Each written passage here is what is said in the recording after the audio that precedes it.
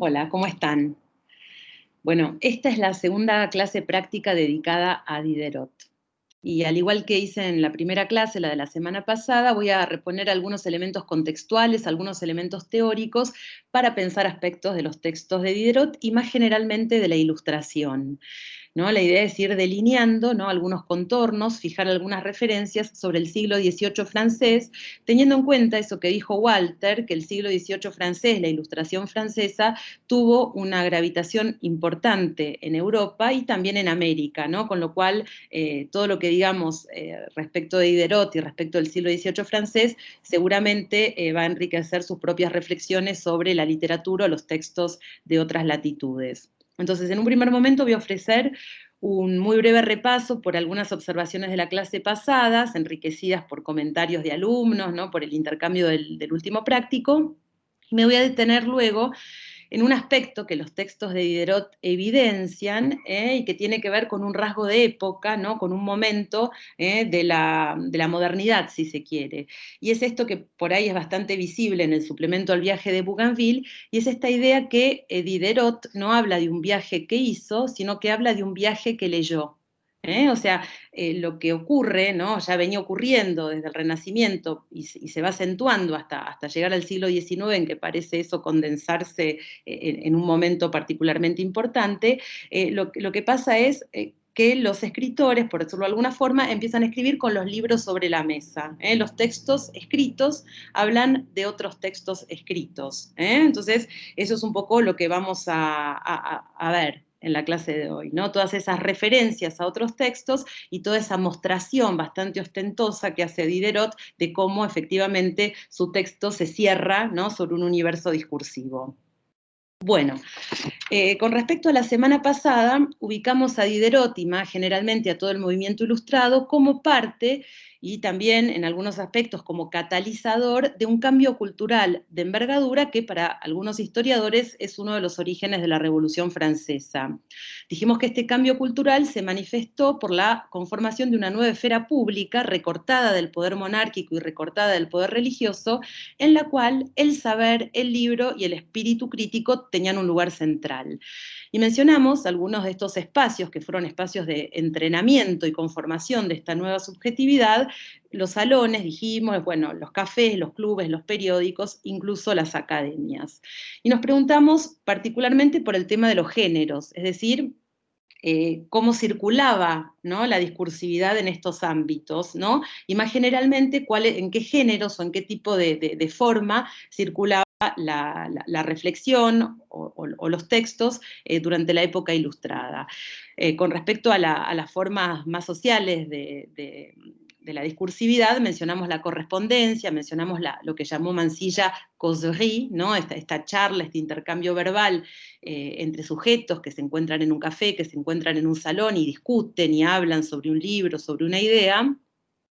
Y para la forma más literaria, utilizamos la noción de genericidad. Por un lado, para insistir en la dimensión reflexiva, ¿no?, de la elección genérica, es decir, esta idea de que el autor no plasma espontáneamente su voluntad enunciativa en cualquier formato, sino que elige, ¿no?, el formato y a su vez reflexiona sobre ese formato y a su vez también busca imprimirle por ahí rasgos nuevos a ese formato, ¿no? Entonces, toda esta idea, la palabra genericidad, tal como la define Jean-Michel Adam, permite reponerlo, ¿no? Entonces, en el caso de Diderot, eso lo vimos claramente. Bueno, en esto no es un cuento, era bastante claro, pero también vimos en esa voluntad de la enciclopedia de definir ciertos géneros, ¿no? Vimos también esa dimensión reflexiva respecto de los géneros, todos los comentarios metatextuales, vamos a de todas maneras retomar en la clase de hoy algunas de esas ideas. También usamos la noción de genericidad para pensar aspectos de estos textos, para insistir en esa dimensión un poco difusa, abierta, plástica, experimental, que manifiestan los textos en este momento y particularmente los textos de Diderot. Es decir, el género no como una forma estable, ¿no?, sino como una forma que tiene una plasticidad que estos autores, ¿no?, explotan, llevan en muchos casos casi que al límite. Y nos preguntamos un poco por qué esta particularidad, ¿no? En este momento histórico preciso, ¿no? Porque esta forma que muchos llaman híbrida, ¿no? No sabemos ante los cuentos de Diderot si son cuentos, si son escenitas de teatro, si son ensayos, ¿no? Siempre estamos ahí ante la duda o dudando a partir de distintos géneros, y ofrecimos algunos elementos de respuesta que obviamente no son conclusivos, pero que nos permiten por ahí seguir pensando el asunto. Bueno, por un lado, por ahí burlar la censura, eso es algo que se ha dicho mucho, ¿no es cierto? Evidentemente, en ese momento había un montón de ideas y un montón de interrogantes que no se podían plantear a viva voz, y entonces estos géneros un poco difusos, que parecían ser un ¿no? de ficción, pero que en el fondo eran una crítica bastante severa a aspectos de la sociedad del momento, bueno, estas formas híbridas de alguna manera permitían, de esta manera oblicua, burlar la censura. También señalamos que en este momento se da algo que podríamos llamar como una indistinción de las esferas, o sea, el universo de los textos de saber, de los textos literarios, de los textos políticos, didácticos o periodísticos, no está del todo compartimentado. Y entonces esta forma difusa que presentan le permite circular en distintos regímenes de discursividad. Esto también pasó acá en Argentina en el siglo XIX. Por eso nosotros también decíamos que podemos pensar todos estos textos del siglo XVIII francés un poco como ensayos, con esa idea tan difusa del ensayo que tiene esos límites tan difíciles de discernir, y me refería en particular a este texto tan conocido de Jaime Rest, el cuarto en el Recoveco, donde habla del ensayo y del ensayo argentino, y él se interroga de alguna manera por qué el ensayo tiene tanta importancia en Argentina en el siglo XIX, y uno de los aspectos tiene que ver con esto, ¿no? O sea, un momento donde las esferas justamente, ¿no? Están mezcladas, ¿no? No existe, ¿no? El campo literario, el campo científico, el campo político, ¿no? Sino que hay algo medio difuso, ¿no? Que hace que efectivamente los textos se mueven, y también los autores se mueven en esos universos, ¿no? Y aquello que producen permite justamente ese movimiento, ¿no? En el caso de Argentina, bueno, se puede pensar de forma emblemática el Facundo, ¿no? Que es tanto biografía como ensayo, como texto filosófico, periodístico, panfleto, el propio Sarmiento no dudaba en corregirlo, cambiarle el final en función de la coyuntura política en la que lo quería hacer circular. Bueno, esta cosa también se ve en el siglo XVIII, ¿no? Entonces, en otras palabras, estas formas tan extrañas, podemos verlas, ¿no? Como esta distinción en las esferas, o en otras palabras dicho, podría ser también de esta otra manera, ¿no? Es decir, son textos que responden a voluntades enunciativas distintas, y esto lo vimos bastante en los textos de Diderot, ¿no? Son ensayos, ¿no? Son relatos, ¿no? Son textos didácticos, son textos políticos, son textos filosóficos, etcétera, ¿no? Son todos a la vez, La propia enciclopedia tal vez sea o ilustre perfectamente esta voluntad enunciativa que apunta a tantos lugares distintos, ¿no? Los artículos de enciclopedia decíamos que son para nosotros muy raros, desde nuestra concepción actual de lo que es una enciclopedia, y hay gente que llegó a decir prácticamente que la enciclopedia del siglo XVIII es un texto surrealista, ¿no? Pero bueno, hay mucho de eso, ¿no? Hay descripción de tipos, bueno, lo habrán visto ustedes leyendo, aunque más no sea el pequeño artículo sobre lo que es un cuento, ¿no? Es decir, eh, tiene esa forma extraña. Bueno, por último, también habíamos sugerido como idea para pensar por qué esta forma, pensarlo en relación con este mandato ilustrado, ¿no? de llevar la reflexión crítica, el espíritu crítico hasta las últimas consecuencias, ¿no? Eso de no concluir, que se ve tan claramente en Diderot, esa idea también propia del ensayo de no producir certezas, sino dudas, sino conjeturas, sino incentivar la reflexión también del que lee. De alguna manera pide el ensayo formas más lábiles, ¿no? Formas que no cierran, formas que son tan libres en un punto como la propia reflexión, ¿no? del que está pronunciando lo que leemos. Bueno, son ideas que estuvimos tirando y que ustedes habrán seguido pensando y seguirán pensando. Bueno, en la clase de hoy, como les decía hace un momento, vamos a detenernos en este rasgo que es propio de la modernidad, ¿no? Este momento en que la literatura, ¿no? De a poco, la ciencia también, las artes en general, se van cerrando progresivamente sobre sí mismas. Es decir, el escritor, ¿no? Empieza a escribir sobre otros textos que han sido escritos antes, ¿no? La misma pintura, dice Foucault, se vuelve autorreferencial, el propio saber descifra los signos que él mismo produce. Bueno, me apoyo más que nada en Foucault, por un lado en su texto clásico, Les mots et les choses, las palabras y las cosas, y también en otro textito que escribió sobre Flaubert, ¿no? Que para él representa por ahí la culminación de este proceso, ¿no? O por lo menos un momento particularmente importante. Bueno, lo que hace Foucault justamente es ilustrar un poco esta reflexión a partir de textos literarios. Esto es interesante. Y el primer texto que él menciona, para mostrar este movimiento de repliegue de la literatura sobre sí misma, es El Quijote. Incluso ahora les voy a compartir una pequeña cita de Foucault, pero él menciona que el Quijote es el mismo, por su forma física, una especie de delgado grafismo parecido a una letra, ¿no? Y el objetivo de su empresa, dice Foucault, consiste en transformar la realidad en signo, en leer el mundo para demostrar la verdad de los signos. Entonces, en un primer momento, en toda la primera parte del Quijote, el Quijote se refiere, ¿no? Actúa en función, ¿no? De lo que señalan esos libros de caballería. Y en la segunda parte pasa lo que, de alguna manera, supone un paso al estadio siguiente y que Foucault describe de esta manera. A ver, voy a compartir la pantalla.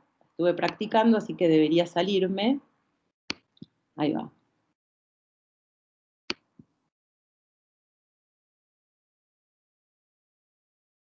Bueno, en principio ustedes tendrían que estar viendo lo que yo les voy a leer ahora. Esto dice Foucault. En la segunda parte de la novela, Don Quijote encuentra personajes que leyeron la primera parte del texto y que lo reconocen a él, al hombre real, como el héroe del libro. El texto de Cervantes se repliega sobre sí mismo, se hunde en su propio espesor y se vuelve objeto de su propio relato. La primera parte de las aventuras tiene, en la segunda parte, el rol que asumían al comienzo las novelas de caballería. Don Quijote tiene que ser fiel ahora al libro en el cual él mismo se convirtió. Tiene que protegerlo de errores, de falsificaciones, de finales apócrifos. Debe agregar detalles omitidos y defender su propia verdad. Pero este libro Don Quijote no lo leyó, y no tiene por qué leerlo en realidad, porque él mismo lo devino. Él, que a fuerza de leer libros se había convertido en un signo errante en un mundo que no lo reconocía, se convirtió muy a su pesar y sin darse cuenta en un libro que posee su propia verdad, que registra con exactitud todo lo que hizo, dijo, vio y pensó, y que permite por fin que se lo reconozca por el modo en que se parece a estos signos cuya estela imborrable dejó tras de sí. Entre la primera y la segunda parte de la novela, en el intersticio de estos dos volúmenes y por la fuerza de su propio poder, Don Quijote adquirió su propia realidad. Bueno, ahí va. Entonces, esta es una primera idea. Es una primera idea, entonces, o una primera ilustración, ¿no? De este largo proceso. Es decir, la realidad nace del texto impreso, ¿no? La idea está en el intersticio de los dos volúmenes. Entre un volumen y otro, ¿no? Ahí nace Don Quijote, como signo, ¿se entiende? Entonces, esta idea burdamente, dicha muy burdamente, sería que los signos van rompiendo su solidaridad o la solidaridad que tenían con las cosas y se vuelven para los sujetos modernos más reales que las cosas, ¿no? Construyen una nueva realidad, un nuevo horizonte, ¿no? Es decir, el texto se va encerrando progresivamente sobre sí mismo, Y de vuelta, interesante porque esto por ahí ya les está resonando a lo que ocurre con Diderot, es como si progresivamente, a medida que leemos el texto y a medida que el autor escribe el texto, va mostrándonos y realizándose este proceso, ¿no? De cierre, de clausura. Y al término de este proceso y en forma destacada, como les decía hace un momentito, Foucault instala a Flaubert, ¿no? Y lo hace en un texto que también es muy interesante y que seguro van a leer en algún momento si no lo han hecho ya, El texto se llama La Bibliothèque Fantastique, la biblioteca fantástica.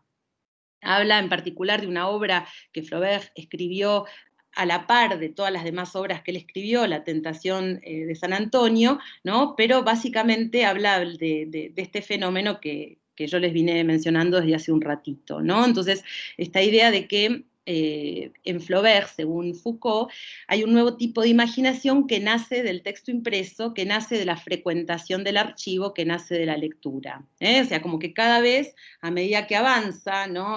Toda la humanidad en este proceso, de alguna manera nos vamos desconectando del mundo, y nuestro mundo se conforma, ¿no? Digamos, de textos impresos. Les comparto esta otra cita que me parece que también es interesante porque habla nuevamente de un texto literario, porque habla en este caso de Flaubert, y me parece que además está muy bien escrito, no tan bien traducido seguramente porque lo traduje yo misma bastante rápido, pero de todas maneras van a ver seguramente ideas que él permite pensar varios aspectos de los textos de Diderot. A ver, este es el segundo texto. O sea, leímos El Quijote, ahora estamos leyendo esto de Flaubert, y después vamos a ver cómo pensamos el siglo XVIII, ¿no? en este abanico que se abre entre un momento y otro. Foucault dice, el siglo XIX descubrió un espacio de la imaginación cuyo potencial había pasado desapercibido en los siglos anteriores. Este lugar nuevo de los fantasmas ya no es la noche, o el sueño de la razón, o el vacío incierto que se abre frente al deseo. Es, por el contrario, la vigilia, la atención infatigable, el fervor erudito, la atención sigilosa. Algo quimérico puede nacer de la superficie blanca y negra de los signos impresos, del volumen polvoroso que se abre ante el vuelo de palabras olvidadas, que se despereza cuidadosamente en la biblioteca sordinada con sus columnas de libros, de títulos alineados y los estantes que la encierran desde todos los rincones, pero que alumbran desde allí mundos posibles. El imaginario se instala entre el libro y la lámpara. Ya no llevamos lo fantástico en el corazón, ya no esperamos verlo entre las incongruencias de la naturaleza, lo extraemos de la formulación exacta del saber. Su riqueza está latente en el documento. Para soñar ya no hay que cerrar los ojos, hay que leer. La verdadera imagen es conocimiento. Las palabras ya dichas, los recuerdos exactos, la masa de minúsculas informaciones, de parcelas ínfimas de monumentos y de reproducciones, son las portadoras en la experiencia moderna de los poderes de lo imposible. El imaginario no se construye por contraposición a lo real para negarlo o compensarlo. Se extiende entre los signos, de libro a libro, en el intersticio de comentarios remanidos. Nace y se forma entre dos textos. Es un fenómeno de biblioteca. O sea, esta idea de que el imaginario muta, ¿no? Y se desconecta de lo que de alguna manera lo estimulaba o lo provocaba, ¿no? En otras épocas. Y ahora el imaginario, ¿no? De alguna manera, lo fantástico, dice acá Foucault, se construye a partir de lecturas, a partir de textos.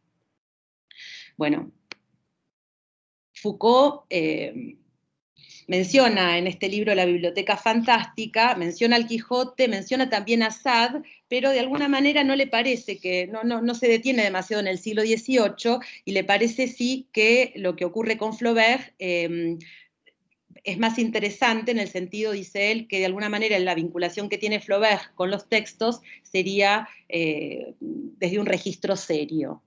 Bueno, no vamos a discutir con Foucault para nada ese tema, no tiene ningún interés aquí, simplemente por ahí lo que nos interesa es esta idea que él describe también, ¿no? Esta idea de que la imaginación, ¿no? Viene de los libros, nace de los libros, ¿no? Y se va formando en el intersticio, ¿no? En el resquicio de un texto y otro, una nueva realidad, que para el sujeto moderno es más real que la otra. Bueno, vamos a seguir con esto. Bueno, ¿qué pasa entonces en la ilustración, que es lo que nos interesa a nosotros, ¿no? ¿Cómo podemos pensar este fenómeno a partir de los textos de Diderot? Bueno, por un lado, una pequeña referencia, antes de meternos en los cuentos y antes de meternos en el suplemento al viaje de Bougainville, una pequeña referencia a la enciclopedia, ¿no? Porque la enciclopedia condensa casi que de manera monumental este gesto de representar el mundo, ¿no? Fíjense, esta idea de ordenar los conocimientos de manera alfabética, ¿no? O sea, rotular, ¿no? Mostrar, explicar y ordenar el mundo. Esto que ha sido también en un punto objeto de burla, como un gesto, esto que les decía, esta cosa medio surrealista, pero es un gesto de una gran ambición y pareciera de cierta ingenuidad, pero no lo es tanto, porque nosotros somos sujetos que nacemos de todo este proceso y todavía y seguimos, creo yo, pensando de esa manera. Bueno, esta idea, ¿no?, de construir otro mundo, el mundo de la enciclopedia, o sea, un mundo a partir de la enciclopedia y un mundo ordenado, ¿no?, según otros criterios, ¿no?, y de vuelta esta idea, ¿no?, de la ruptura entre la palabra y la cosa, ¿no?, entre el texto que describe y explica y aquello que describe y explica.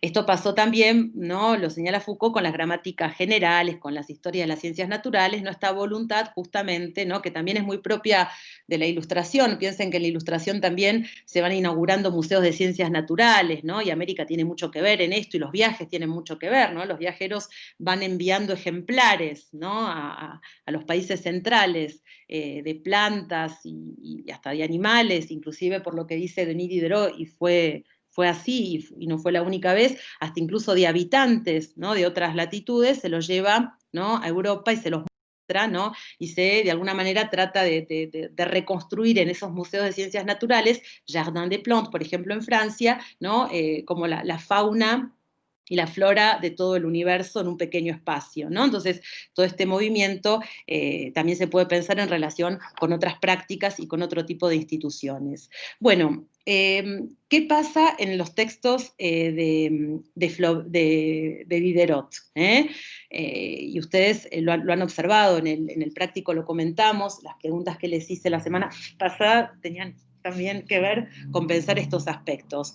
Bueno, da la sensación, ¿no?, de que esta situación Diderot la asume, no solo la asume, sino que además de manera ostensible, ¿no?, se va refiriendo o muestra cómo él se está refiriendo a otros textos y no a Tahití, ¿no?, al lugar concreto y a los hechos concretos, ¿no? Inclusive, también nos podemos preguntar de qué manera lo hace, y lo hace de manera bastante burlona, además de una forma bastante ostensible. Por ejemplo, ¿no?, y esto seguro lo han observado en los distintos prácticos, pero bueno, si no lo digo acá como forma de seguir pensando el asunto. Habrán visto en los cuentos en particular que están elaborados como con una especie de sistema de antecámaras. Es como que uno no ingresa al relato directamente, ¿no?, a este diálogo y a la historia de estos personajes, sino que hay un pequeño parrafito, además del título, ¿no?, esto no es un cuento, que refiere a la dimensión discursiva de lo que vamos a leer, este sistema de antecámaras, ¿no?, un breve relato, un breve marco, ¿no?, que nos introduce en el texto. Y en esta pequeña antecámara, llamémosla, ¿no?, este pequeño relato marco, el lector aparece, ¿no?, ya como personaje. Entonces, y lo dice Diderot explícitamente, ¿no? O sea, como siempre que uno cuenta algo, hay alguien que nos interrumpe permanentemente, bueno, directamente lo voy a hacer lector acá para que vos, ¿no?, veas esta situación y te identifiques con lo que te voy a decir. Es decir, ni el autor ni el lector parecen ser seres de carne y hueso. O sea, nosotros ya estamos hechos de signos, ya somos partes de la ficción. Entonces, por decirlo de otra manera, es como si entre el relato y el afuera del relato está este pequeño umbral, que es el título y que es este primer párrafo, ¿no?, que acentúa la separación entre los dos universos, el universo escrito y el otro universo, que es el universo del lector, etc. Pero en ese umbral nosotros nos convertimos, nos traducimos en signo, como lectores. Entonces, bueno, a partir de ahí ingresamos al relato. Bueno, esto me parece que debe resonar bastante con respecto a Borges. Si no me equivoco, es la casa de Asterión, donde aparece un poco esto también. Por ahí me estoy equivocando. Mi fuerte nunca son los títulos de los textos. Bueno, algo parecido ocurre en el relato Madame de la Carlière, ¿no? Incluso comienza con una palabra bastante interesante, ¿no? Los dos personajes, uno de los personajes le dice al otro, ¿entramos? ¿A dónde entramos? ¿A qué entramos? De vuelta esta idea de que estamos entrando al texto escrito, estamos traspasando este umbral. Eso podemos interpretarlo de esa manera. Y luego una serie de comentarios meteorológicos, ¿no? Que también seguramente ustedes les han llamado la atención, ¿no? Y en el práctico que doy yo dio pie a varias reflexiones, ¿no? Esperen que busco el ejemplo. Es decir, ¿no? Todos esos comentarios meteorológicos, ¿no? Raros porque incluso hay como una especie de ruptura estilística, ¿no? Es como que de vuelta, no es propio de un cuento, ese tipo de discurso, ese tipo de lenguaje, ese tipo de tecnicismos. Pero de vuelta, ¿no? Da esta sensación de umbral, centramos, ¿no? Y esa idea de que incluso los fenómenos meteorológicos, ¿no? Parece dejar de ser fenómenos naturales, incluso esos fenómenos que han sido temidos, ¿no? Desde el comienzo de la humanidad por el hombre, ¿no? Durante siglos se le ha temido esos fenómenos meteorológicos, ¿no? Que muchas veces eran inexplicables, ¿no? El temor de las sequías, el temor de las lluvias y de las inundaciones, ¿no? Había algo que generaba mucho temor en el ser humano en otro tiempo. Y acá aparece, ¿no? Esa referencia meteorológica, ¿no? A algo que parece exceder al ser humano, que parece incluso controlar y hasta subyugar e imponerse al ser humano, aparece convertido en signo, ¿no? Está relatado, está descrito, está explicado, ¿no? Es decir, de vuelta esta idea de que casi que el ser humano domina esos fenómenos meteorológicos, ¿no? Y de hecho, ustedes lo habrán visto. Uno de los personajes va diciendo, bueno, muchas veces he observado que en verano, en los tiempos cálidos, la parte baja de la atmósfera pasa tal y tal cosa, y va haciendo una descripción muy extraña y muy prolongada sobre eso que él reflexionó.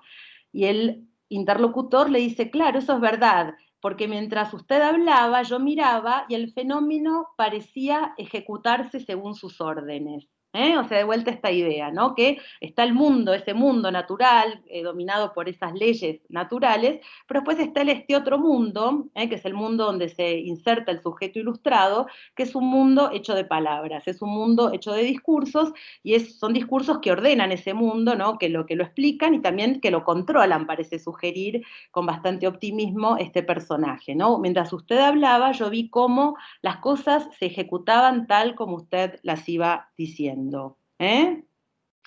Bueno, eso es bastante interesante, me parece, ¿no? Para mostrar un poco esto que estábamos diciendo, ¿no? De esta construcción de un mundo de palabras. Bueno, en el caso de Bougainville, esto pasa de manera tal vez más compleja, más ostensible, ¿no? Con más elementos para señalar. Por un lado, habrán visto que el texto también empieza con una referencia meteorológica, ¿no? Habla de esa cúpula estrellada que vimos ayer, dice uno de los personajes, le dice al otro, ¿no? A ver, ¿no? Así empieza, ¿no? Esa soberbia cúpula estrellada que vimos ayer, ¿no? A la que volvimos ayer y que parecía asegurarnos un bello día. Bueno, no hizo lo que prometió, ¿no? Porque aparentemente llovió. Acá hay como, de vuelta, una humorada, podemos pensar, ¿no es cierto?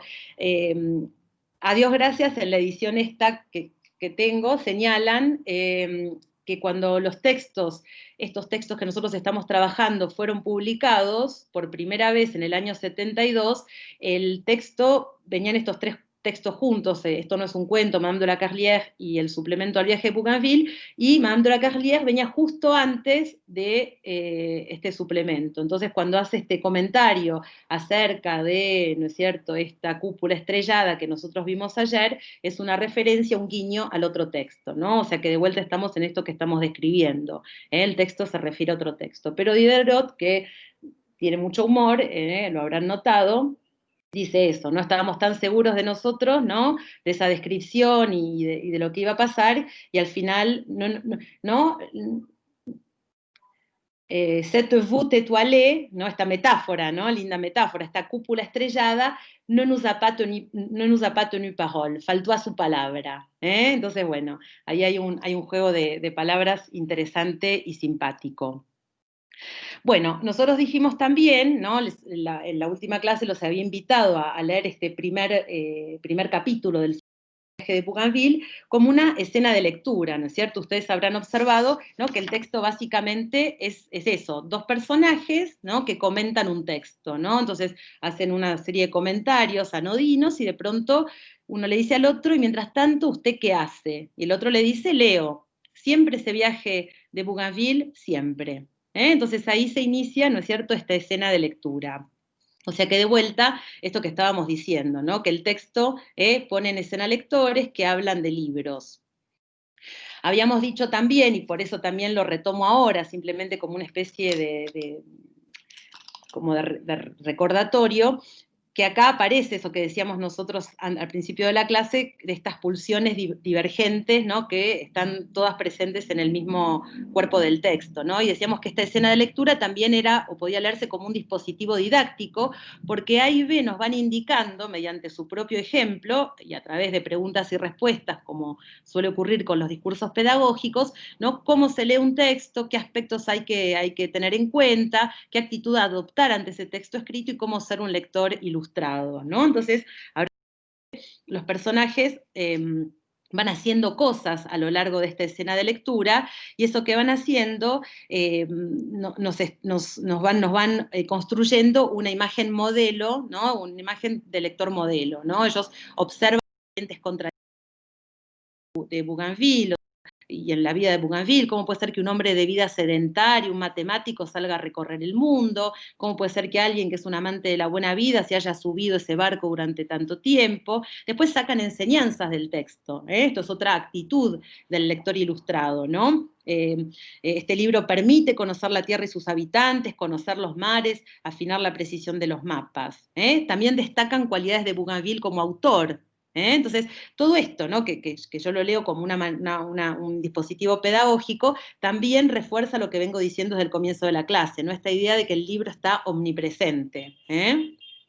Entonces, ¿qué ventajas tiene tiene Bougainville como autor? Bueno, es veraz, tiene una mirada filosófica, una vista aguda, aprende las cosas, abrevia el tiempo de las observaciones, es circunspecto, paciente, ¿no?, tiene el deseo de instruirse. Bueno, menciono una serie de elementos, ¿no?, positivos de Bougainville. También valoran y comentan su estilo, ¿no?, o sea, la simpleza, la claridad, ¿no?, pero también, ¿no?, y esto también es por ahí el rasgo más saliente del lector ilustrado, mantienen activo el espíritu crítico y lo ejercitan, ¿no? O sea, nada de lo que está escrito lo dan por sentado. Que se entienda esto, ¿no? No es porque los textos hablan de otros textos, ¿no?, que asumen que esos textos dicen la verdad, ¿no? Eso es por ahí muy interesante, ¿no? O sea, se asume que los textos son construcciones, ¿no?, que tienen cierta opacidad, que no mantienen una relación transparente con aquello a lo cual se refieren, ¿no? Pero ahí está el interés, porque ahí está el espíritu crítico que tiene que, de alguna manera, elucubrar, comentar,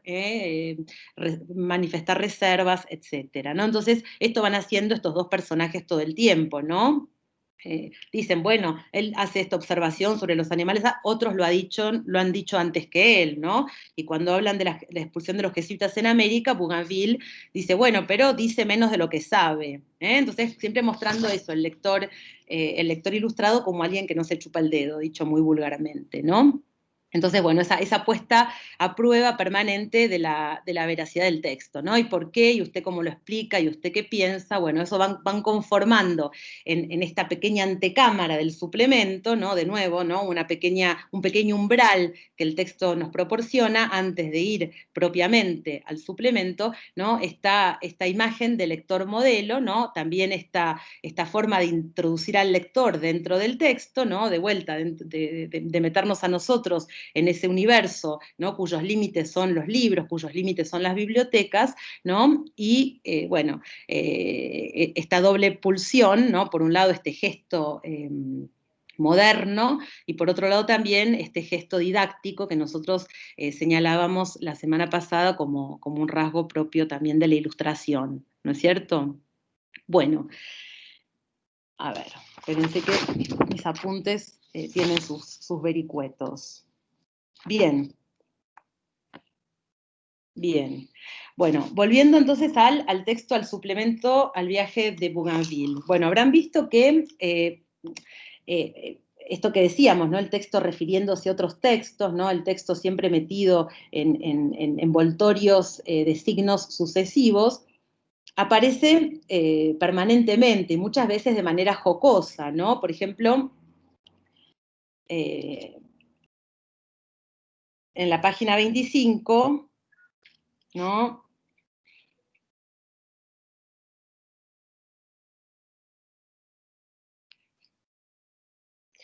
En la página 25, bueno, aparece la referencia al libro de Bougainville, ¿no? O sea, el viaje de Bougainville es el único que me dio el gusto por otro país que no sea el mío, ¿no?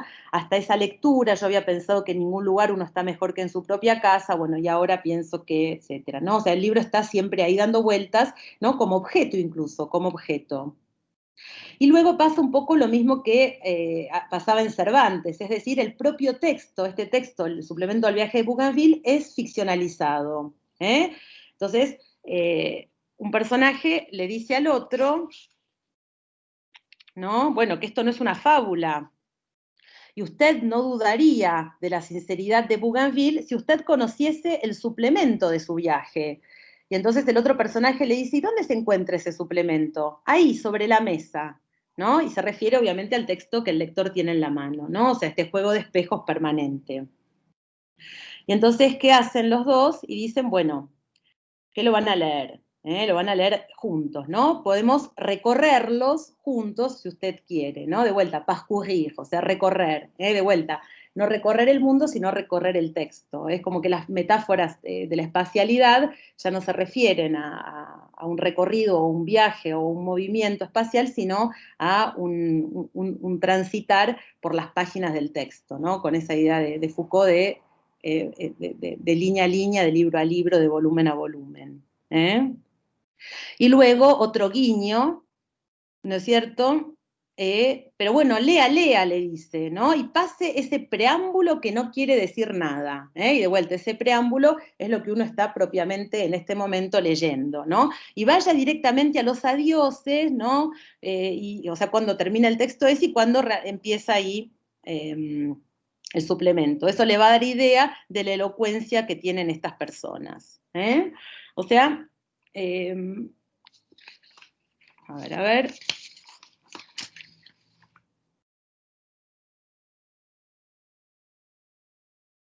O sea, bueno, lo que nosotros estamos viendo aquí es que el texto, ¿no? Pues como que pasa un poco lo mismo que con Cervantes, ¿no? El texto se vuelve autorreferencial y y los dos personajes leen el propio texto que uno está leyendo.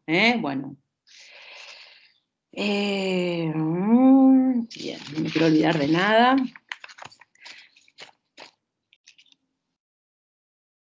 Un comentario, un pequeño paréntesis, ¿no? También para mostrar la originalidad de Diderot, ¿no? Y también algo que a mí me pasa, por lo menos, y es que siempre que me surgen relaciones con otros textos literarios, siempre son textos de vanguardia. Recién mencionaba hace un momento a Borges, la semana pasada mencioné a Saer y a Flaubert, y no a cualquier Flaubert, sino al último Flaubert, que es por ahí casi que el más vanguardista o el que inaugura una vanguardia distinta, ¿no? Que va a ser reconocida mucho en el siglo XX, esa novela de Flaubert.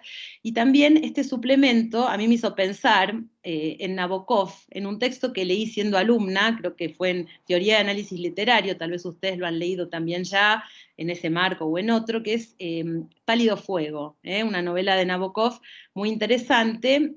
Para los que no la leyeron, es una novela que se abre con un gran poema, un largo poema en varios cantos, ¿no? Que está escandido de pequeñas notas, ¿no? Notas al pie, y cuando uno termina de leer el poema, lo que sigue, que sería el cuerpo de la novela, son todas esas notas, ¿no? Y esas notas que en algunos casos parecen estar ubicadas en lugares pertinentes, ¿no? Al lado de alguna palabra que puede ser interpretada de varias maneras, qué sé yo, de pronto aparecen en cualquier lado, ¿no? Y uno se va dando cuenta a medida que va leyendo esas notas, que esas notas las hizo el vecino del poeta, ¿no?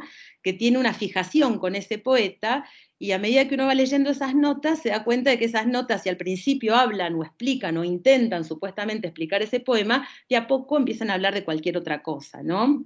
Entonces, la sensación esta de que esas notas al pie se van fagocitando, ¿no? el poema, y a su vez van conformando la novela, ¿no? Entonces acá pasa algo parecido, ¿no? Esta sensación de que el suplemento fagocita primero la propia reseña que hizo Diderot, ¿no? Y que publicó en un periódico, ¿no? Primero Diderot se fagocita a sí mismo. Y después al viaje de Bougainville, ¿no? Después lo vamos a ver más adelante porque evidentemente hace toda una operación, ¿no? De fagocitación, retoma algunas cosas, deja de lado otras, ¿no? Incluso tergiversa, podemos pensar, o hace decirle al texto cosas que el texto no dice explícitamente, e incluso el suplemento como que amenaza permanentemente con fagocitarse a sí mismo, ¿no? Permanentemente estos personajes, ¿no? Parecen estar a punto de ser fagocitados, este pequeño marco en el cual están estas imágenes del lector parece estar a punto de ser comido por el propio texto, ¿no? Entonces, de vuelta, esta idea de manera bastante clara, ¿no? Que todo lo que se escribe, ¿no? Se refiere a algo que ya fue escrito, ¿no? Hay como, ¿no? esta idea de envoltorios, de antecámaras sucesivas, ¿no? Que hacen que el Tahití o lo que se está diciendo queda muy lejano, ¿no? Porque ha sido traducido sucesivamente por una serie de signos distintos, ¿no? Que de alguna manera van construyendo mundos nuevos, ¿no? Como una especie de muñecas rusas sucesivas. Bueno, a ver, bueno, otras referencias por ahí que aparecen en este texto a este fenómeno sobre el cual nos estamos expresando hoy.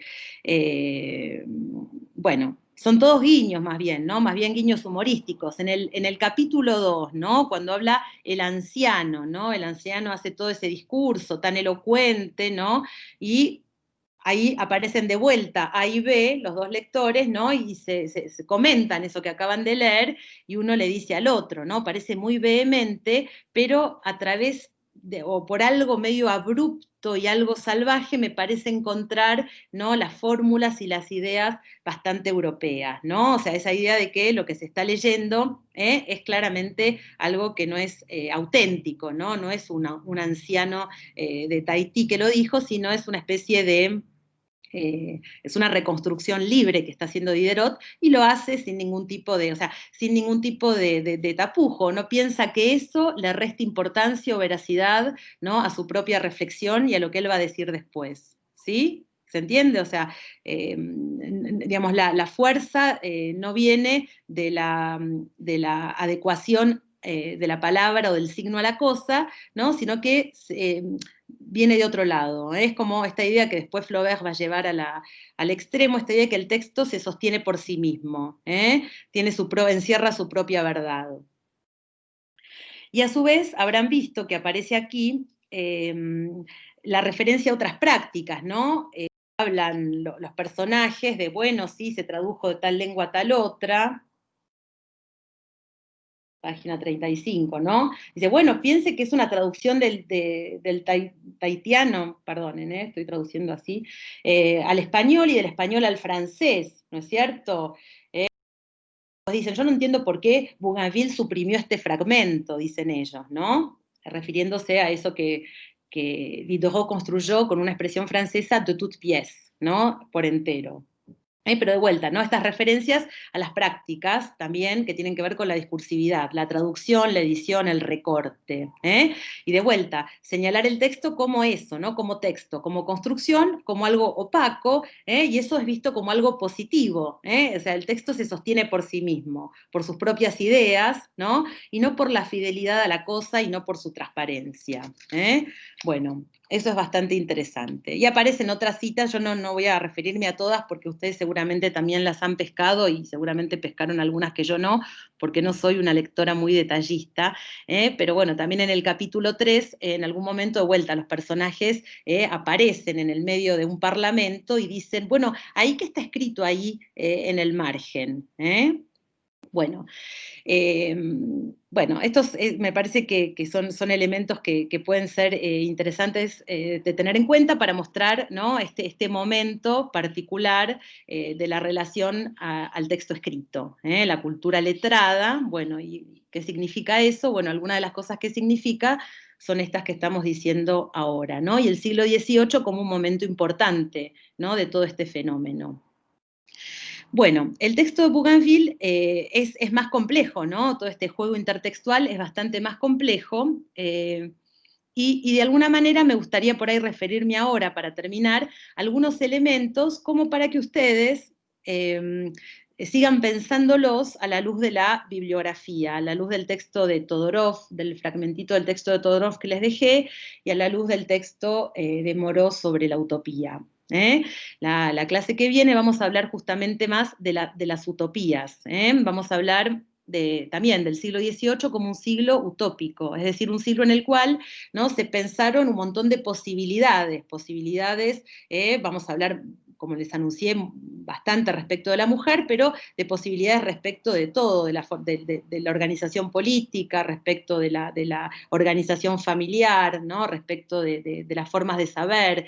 Entonces, es un siglo utópico, tiene toda esta efervescencia, ¿no? De todas estas posibilidades que se fueron formulando en ese momento. Entonces, vamos a retomar esta idea de utopía tal vez la semana que viene. Acá simplemente nos estamos refiriendo por ahí a la idea de utopía como texto, como estos relatos utópicos o estos relatos que lo llevan a los lectores del siglo XVIII a pensar, ¿no? En la posibilidad, ¿no? de ámbitos donde queda el recuerdo de lo que el hombre civilizado europeo, entre comillas, fue, ¿no? Y dejó de ser, donde por ahí erró el camino. De vuelta esto tiene que ver también con esto que decíamos de la efervescencia utópica, ¿no?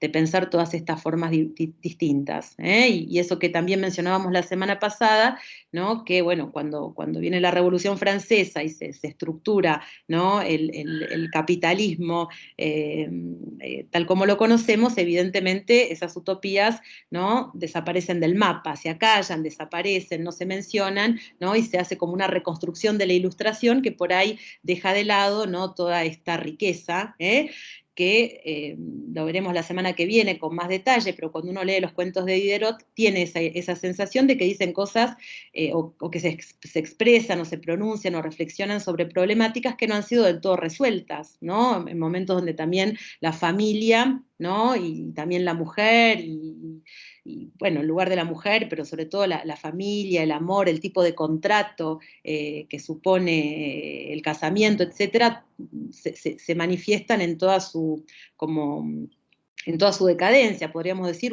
o en un punto siguen mostrando elementos por ahí que no han funcionado, ¿no? Han sido una construcción, ¿no? De la burguesía, pero evidentemente dejan afuera una serie de cosas que por ahí los textos de Diderot pensaron, y no solo los textos de Diderot, sino también de otros pensaron en ese momento, como para tener en cuenta y pensar otro tipo de sociedad distinta, otro tipo de estructura familiar o de estructura social o de vínculo entre los sujetos posibles. O sea que eso lo vamos a dejar para la semana que viene, pero bueno, me gustaría sí hablar un poquito del texto este de Bougainville, ¿no? Entonces, como les decía, en el suplemento Diderot retoma un poco su propio texto, pero también retoma a Bougainville. Y es interesante pensar qué usos hace de Bougainville, ¿no es cierto? ¿Qué usos hace de este viaje a Tahití de Bougainville. El viaje de Bougainville es un viaje que lo lleva por distintos lugares, inclusive uno de los primeros puntos tiene que ver con las Islas Malvinas, tal vez retomemos eso la semana que viene, y propiamente su estadía en Tahití dura unos 8 días, o sea que evidentemente no tiene mucho tiempo para mirar, tampoco maneja la lengua, o sea que las observaciones que él hace son observaciones generales, ¿no? Pero Diderot lo retoma dándole otra entidad, ¿no? Otra importancia, ¿no? Como encontrando allí, ¿no?, el punto de partida para una reflexión mucho más general y mucho más profunda. Les voy a leer simplemente para que observen el tipo de operaciones, ¿no?, que realiza Diderot al retomar este suplemento o al reformular el viaje en este suplemento. Por un lado, bueno, yo se los voy a subir al campus, a este viaje a Tahití, este fragmentito, como para que lo miren y lo vean ustedes por sí mismos, pero ustedes han visto que, básicamente lo que retoma Diderot con respecto a este viaje tiene que ver con las mujeres, tiene que ver con los hijos, tiene que ver con las costumbres sexuales, ¿no es cierto? Tiene que ver con la idea de poligamia, ¿no? Evidentemente ahora les voy a mostrar cómo, ¿no?, aparece en algún momento también el tema de la propiedad privada, ¿no?, incluso la idea de la mujer como propiedad, etcétera, etcétera. Ahora voy a leer para que vean un poco qué es lo que dice Bougainville y puedan contrastarlo con lo que dice Diderot. Pero Bougainville habla de muchas otras cosas también, a las cuales el suplemento no le da ninguna importancia. Entre otras, por ejemplo, el tema de las lenguas naturales.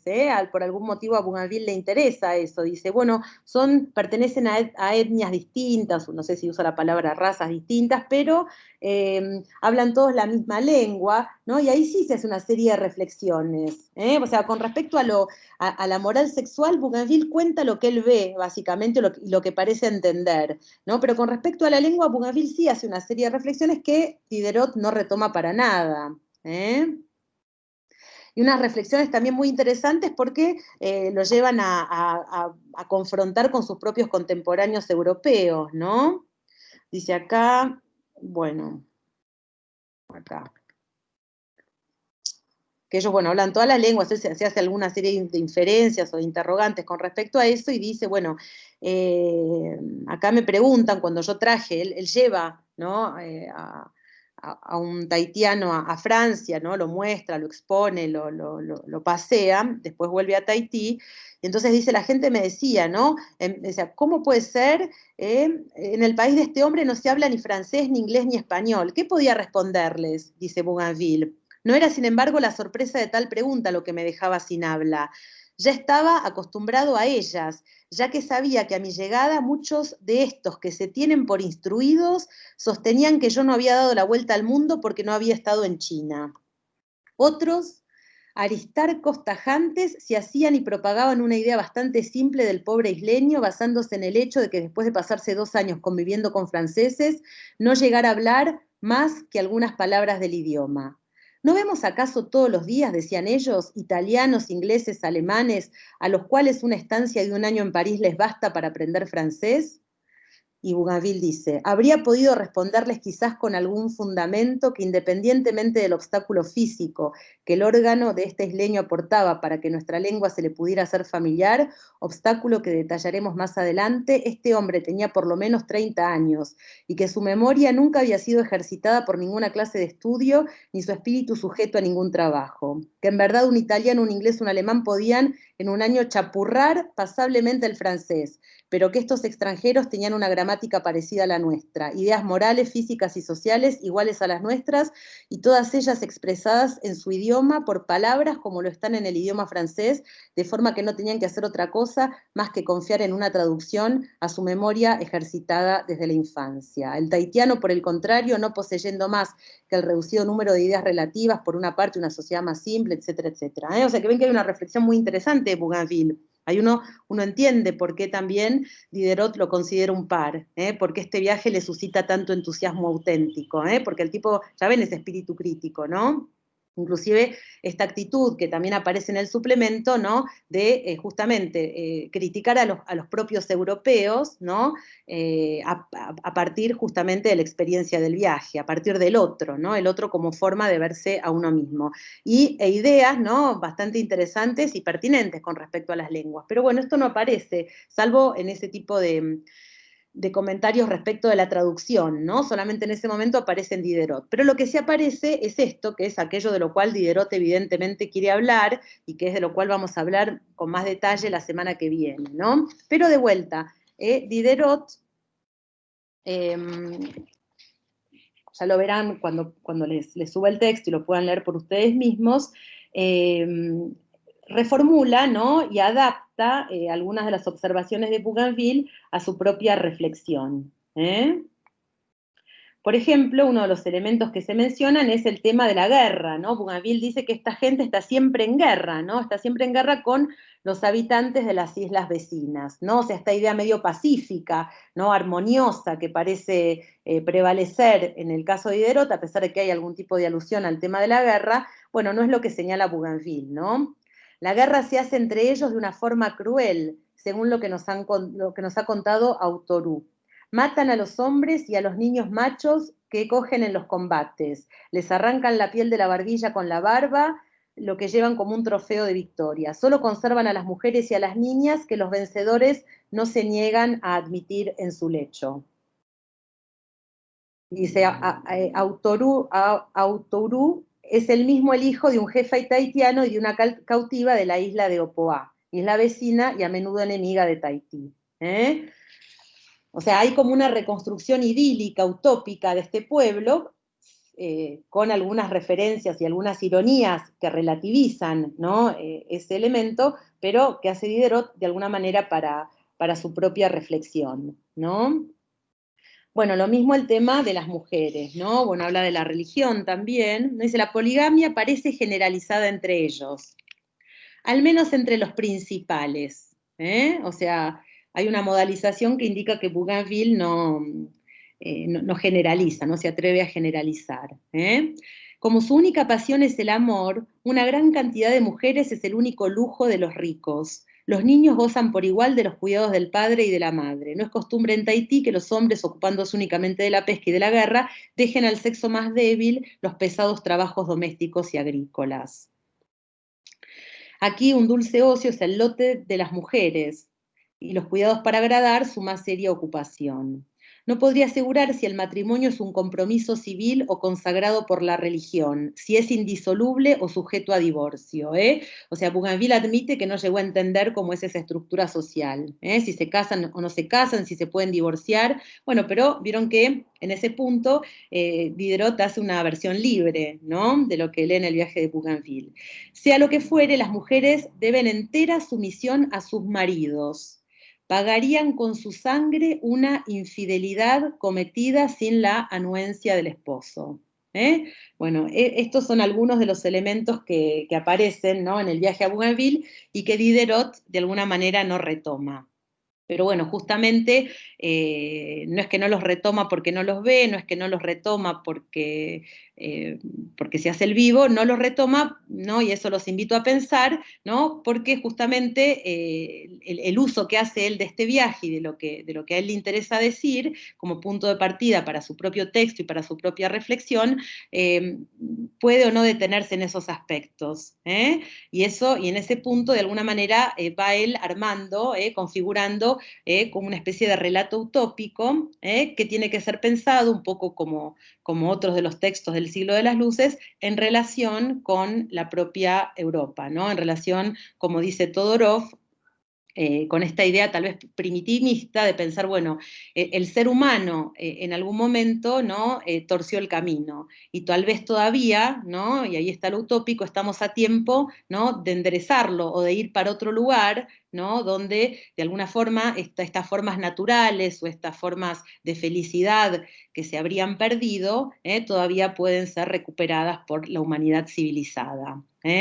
Entonces, bueno, por ahí como consigna de trabajo les pediría también para preparar lo que va a ser la clase de la semana que viene, que es la última sobre Diderot, les pediría que reflexionen acerca de lo que estuvimos diciendo hoy, de esta intertextualidad que ponen de manifiesto los textos, ¿no? Y de este uso que se hace de otros textos, y de este mostrar ese uso, ese estar refiriéndose permanentemente a otros escritos, por un lado eso, y por otro lado, leer, ¿no?, la descripción que hace Diderot, ¿no?, de Tahití, ¿no?, a la luz de lo que dicen esos dos autores que les dejé en la bibliografía sobre los relatos utópicos. Entonces, la semana que viene vamos a volver sobre ese aspecto, y más en particular vamos a hablar, como les anunciaba en la primera clase, de la situación de la mujer, ¿no es cierto?